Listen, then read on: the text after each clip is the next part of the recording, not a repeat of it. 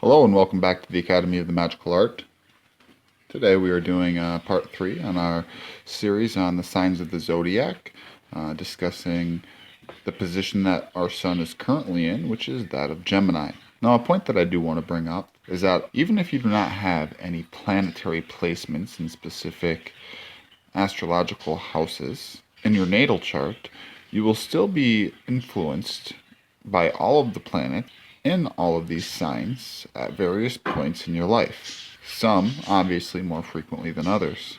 Being that the sun traverses through each individual sign, you will obviously be influenced by the energy of the sun in that sign one time during the year as the sun moves through that sign.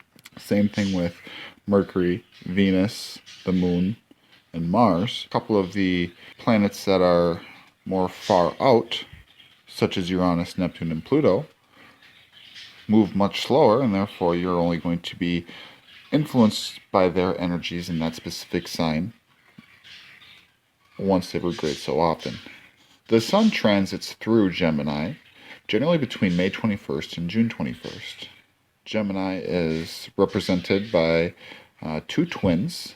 These twins' names are Castor and Pollux, and they are based on the story of a demigod and a mortal who were twin brothers, born by the same mother and different fathers, who were granted immortality and godhood after death.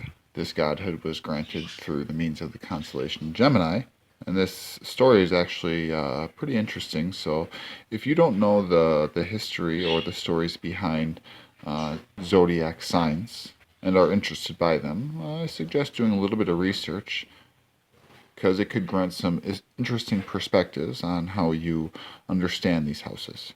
Now, a lot of astrologers believe that Geminis have a little bit of a volatile or unpredictable temperament and personality. Keep in mind, though, that much strength is dependent upon the versatility and the ability to shift between the poles that Gemini in itself represents. I was actually talking with a friend of mine the other day, and we had a discussion about how logic and emotion are both equally important in manifestation and magic. Looking at the two pillars of Yakin and Boaz, we see this represented between their perceived opposites and the harmony within the middle pillar. It is through traversing through the middle pillar or utilizing the lightning bolt pattern that is illustrated on some Kabbalistic glyphs that we are able to move from the base point of Malkut to the point of Keter and ascend in our own selves. Gemini, being the mutable quality of air, relies much upon their logic and are oftentimes noted for their intelligence, but are oftentimes also very creative and have a lot of artistic ability. Many of them will have appreciation and love for philosophy and history, as much as having a love for things such as art and music. Being stuck in any kind of pattern or mundaneness will usually become pretty irritating to these people. They don't like to be bored. They like to be stimulated because they are constantly shifting between these poles. If you can personally engage in an activity or conversation that will stimulate their minds in areas that they hold interest, these can be rather fascinating people. However, it can also be extraordinarily frustrating because they can be so drastic and hasty in their decisions and their reactions. People will look at Geminis oftentimes as being a little bit moody, swinging from emotion to emotion, or from face to face, if you will. However, this is just part of their nature, and once it's accepted and learned to work with, can really be a wonderful thing, because they do have that high degree of mental activity as well as emotional activity. And when allotting yourself the time to learn from one of these individuals, oftentimes they can share a lot of light and perspective on situations that you otherwise wouldn't have looked at. This sign's ruler is Mercury, its detriment is Jupiter, its exaltation is in Ceres, or the north node, and its fall is in Neptune, or the south node. When looking at personal compatibility, oftentimes Gemini are most drawn to the signs of Aquarius and Sagittarius, and they find a lot of their strength in being gentle and affectionate. They're very curious individuals trying to stimulate these different aspects of the self. They are very oftentimes noted as having a quick ability to learn and exchange ideas.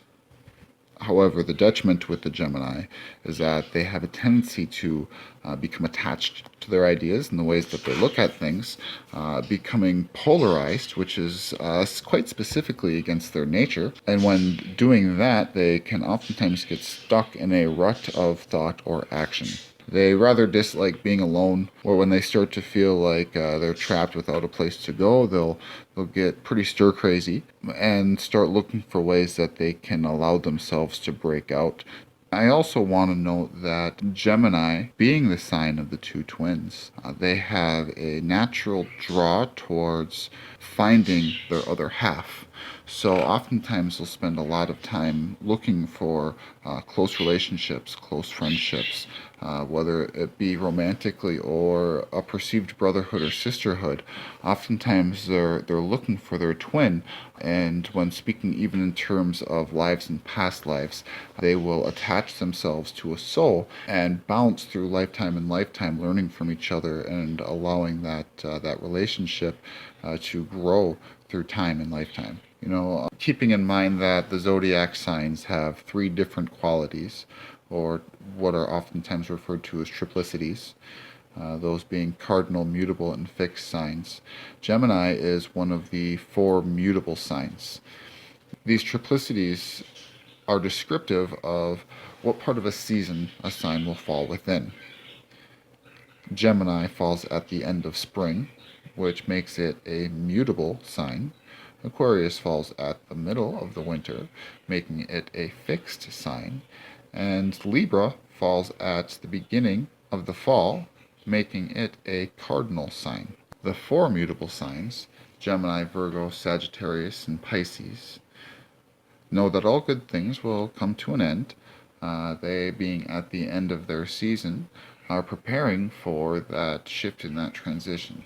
Mutable signs are oftentimes considered to be adaptable.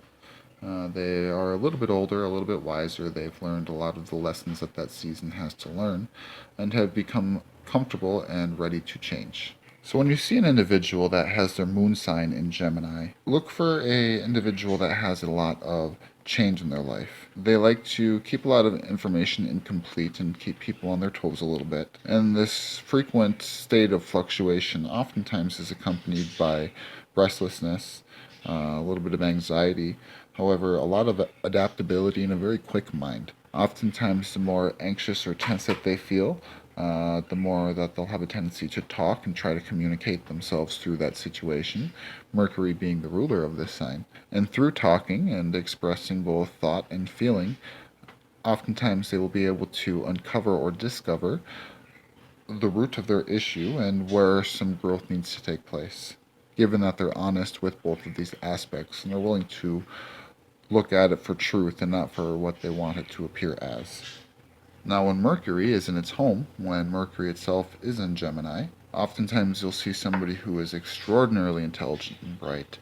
Information is their fuel to move forward, satisfying that curiosity and that drive to know within them.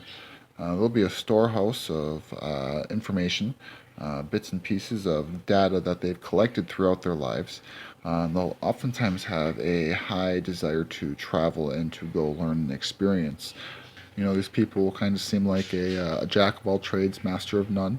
However, it will be very evident that there is more mastery in their trades because they are willing to put the time and work into the mastery of whatever it is that has piqued their interest. These individuals are quick studies, quick thinkers, quick communicators. However, in this case, oftentimes it will take a much more stable and logical stance rather than relying more upon the emotions of the person. Staying focused can oftentimes be a challenge because these individuals are so fascinated by so many things that retaining that focus can oftentimes be a struggle. When we see Venus in Gemini, we see an individual that has a certain flair and spice for life.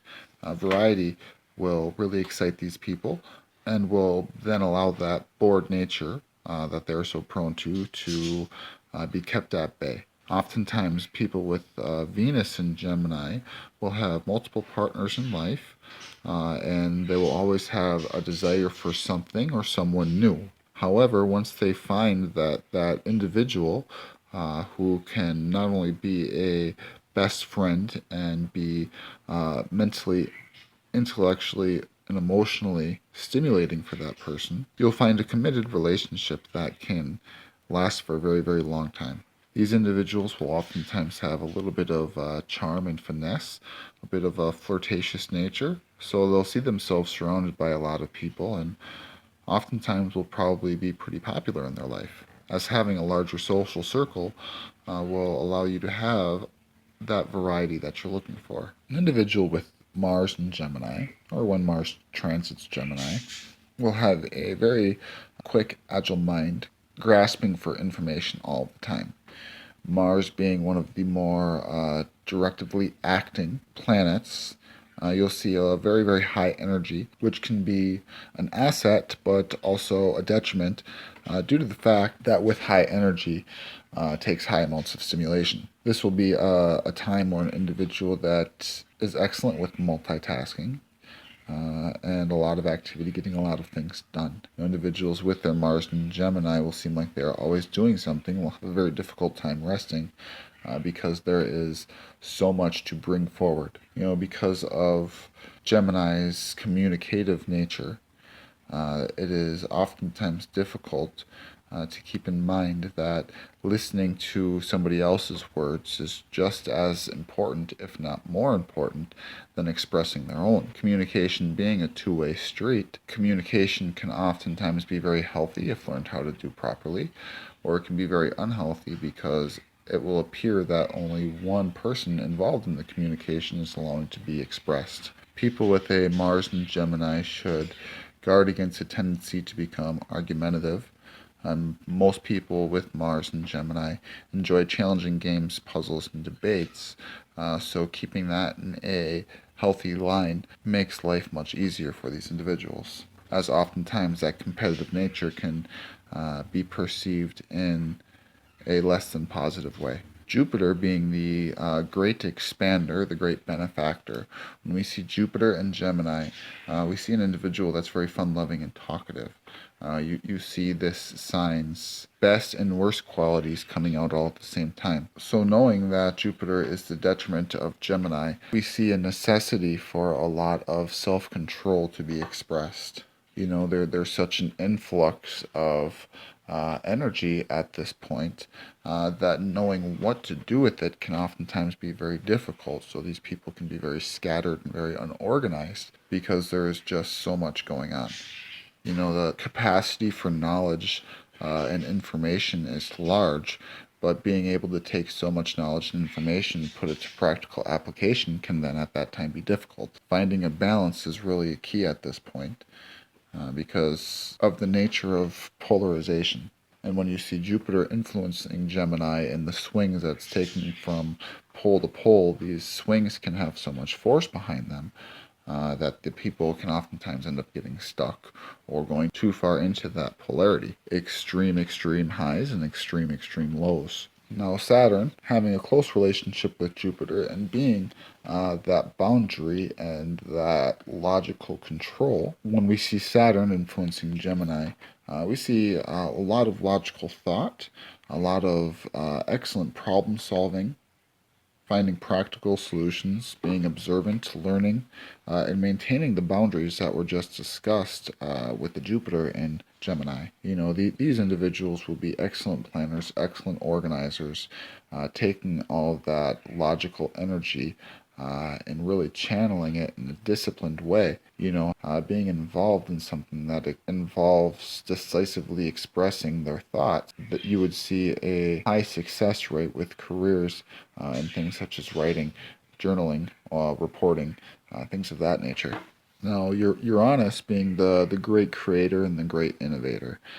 Being placed in Gemini, you'll see a very quick, clever, original individual that has a lot of really, really good thoughts about things, but depending on things such as the Mars and the Jupiter placement in the chart, there can oftentimes be a difficulty with expressing and executing all of those unique inventions or ideas that could really do a lot of good for the world as a whole. When we see Uranus traversing through Gemini, you'll see a lot of changes in communication, a lot of technological innovation, a lot of old things disappearing and new things springing forward to really bring a lot of positive change to the world or environment as a whole.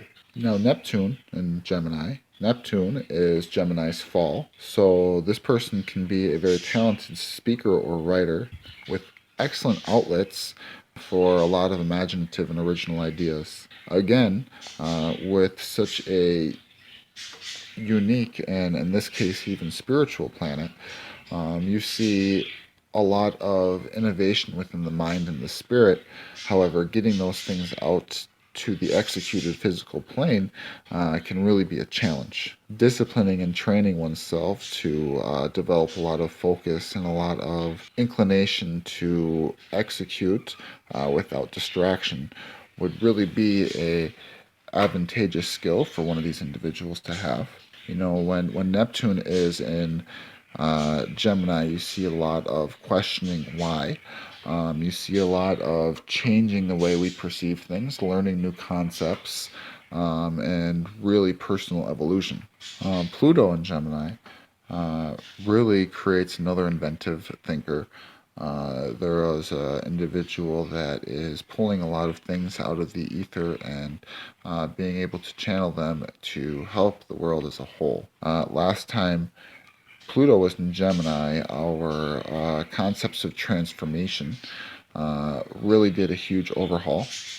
And in 1984 through 1913, the Wright brothers pioneered flight, and Henry Ford produced the affordable car, and the telephone emerged. So that's a huge testament as to what Pluto and Gemini's energy can do. Right now, Pluto is in the middle of Capricorn and will remain there until 2023, when it will move into Aquarius, which is its fall, which is really its weakest state and the opposite of the sign of the exaltation, as we previously discussed. Pluto rises in Leo and falls in Aquarius. Pluto really isn't due to go back into Gemini for a very long time. As usual, if you have any questions about this or anything else, please do not hesitate to reach out through email or Facebook, or just leaving a comment here on the video or the video to which your inquiry applies, if one exists at this time. I want to thank you again for joining with me today at the Academy of the Magical Art, and until next time, blessed be.